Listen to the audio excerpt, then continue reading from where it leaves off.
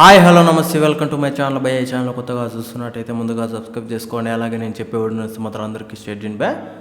అయితే రోజు మన టాపిక్ వచ్చేసి మన 8 వసంతాలు మూవీ రివ్యూ అయితే చెప్పబోతున్నాను భయ్య. నిజానికి సినిమా అయితే చాలా బాగుంది అని చెప్పొచ్చు. అలాగే ఆమె పర్ఫార్మెన్స్ అయితే నేను లిటరలీ చెప్తున్నా కదా భయ్య, నేనేదో మాట వరుసకి చెప్పట్లేదు భయ్య, నాకు నిజంగానే అనుష్క గారు కనిపించారు. అంటే లేడీ ఓరియంటెడ్ సినిమా చూసినట్టు అనిపించింది భయ్య నాకైతే. అంటే మన అనుష్క గారు చేస్తే ఎలా అనిపించిందో అలా అనిపించింది.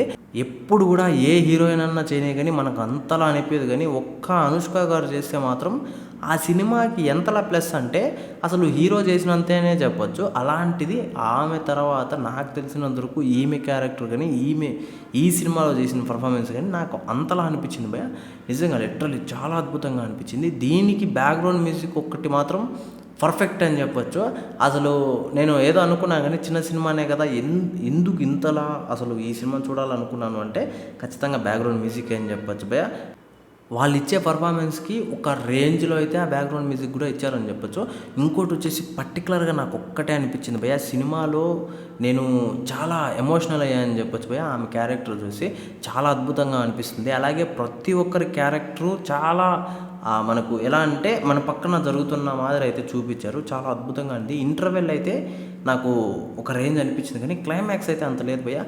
ఏదో అంటే నేను ఎలా చెప్తున్నానంటే ఒక మామూలు మనము చాలా బాగా పోతున్న సినిమాలో లాస్ట్ ఏదో చిన్న డిసప్పాయింట్ అన్న టైప్లో అనిపించింది.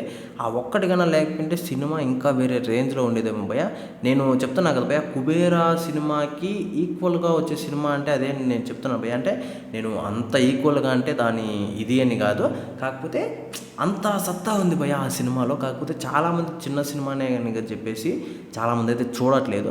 ఒకసారి చూడండి సినిమాని, మీరైతే ఆ ఒపీనియన్ అయితే మార్చుకుంటారు. అరే ఇది చిన్న సినిమా కాదు, చాలా పెద్ద సినిమా అని.